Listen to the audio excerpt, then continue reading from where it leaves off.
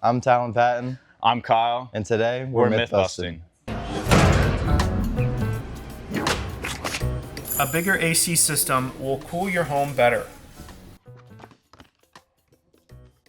Okay, the myth of that, depending if it is undersized for the house, but a lot of times you actually want a system like 2.5 ton in your home to run a little bit more so then it can dehumidify the home better. So it might run a little bit more, but it's actually gonna make your home more comfortable by dehumidifying it. I agree with Kyle on that. It depends on the tonnage of your house and the size of your ductwork and stuff. Depending on the unit, it can fluctuate. You can safely clean your outdoor unit AC or your outdoor AC unit with a garden hose. Yes, as long as you don't want to use like a lot of pressure on the coils, it can bend them. So a normal hose is perfectly fine. Just don't put any like hard attachments or anything on it. Well, you probably still want to train a professional to do because you still want to clean it from the inside out to be able to push all that debris out of your coil instead of pushing it more into your system. So it is a fact you can wash it with it. You just want to know how to actually wash it with it. Expensive air filters always work better.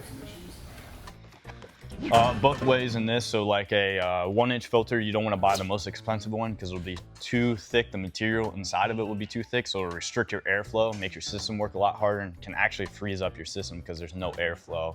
But if you have a 4-inch or 5-inch, a lot of times the more expensive one can be better because it's a higher MERV rating and you can move more air across those bigger filters. I agree with Kyle. It's kind of the same. The price of the filter doesn't really matter. It's more of the size of the filter you want to look into and the different types of filters you can also get into.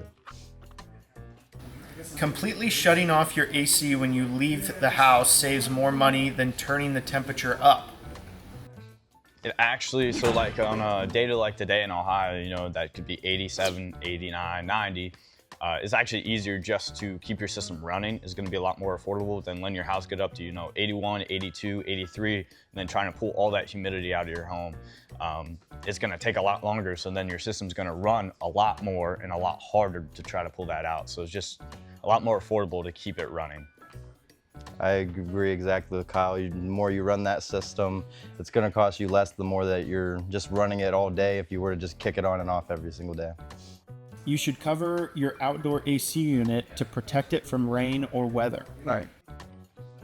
So especially right now, you don't want to cover it because if you cover it, you're gonna blow your compressor up because it's gonna overheat. So that fan on the top's blowing your heat off that compressor to actually cool everything down, cool your refrigerant down too.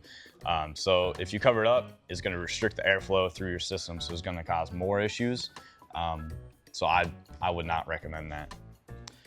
Covering those ACs can also hold moisture and stuff, especially over the winter. If you're covering that AC, it kind of holds a little warm spot for like animals and stuff that like to crawl into those ACs. Kind of the wires and stuff inside of them, they like to eat it. A lot of those wires are made out of rice bean, and the animals love to eat that type of thing. So covering it is not the best thing. If you were to, I would only cover maybe an inch, the very, very top of it. I wouldn't cover more than that. If you were going to, I recommend to just leave it off. Those things are built to last outside. That's why they're there. So there's not really a reason to cover it.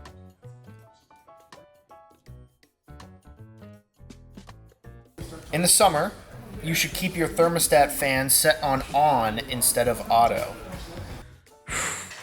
That's gonna go both ways. It really just depends. Like if an older customer is like, hey, what should I do? I usually recommend to keep it on. But some people feel like there's still a lot of cold air being blown out of that, and some people don't like that. But it is recirculating air through your home, so it definitely does help.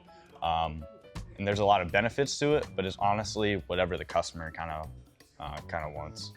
I also agree with Kyle on that one. I mean, you can run it, you can turn it off, whatever you'd like to do.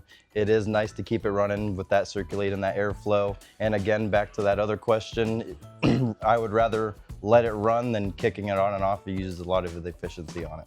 In my opinion, I'd rather it not even be on auto, just leave it on. So I would say, like, if you have it upstairs, that feels like it's really hot or something like that, you can run it. So it's always gonna keep pulling air from that upstairs, especially if you have a return in the summer, it's gonna keep pulling.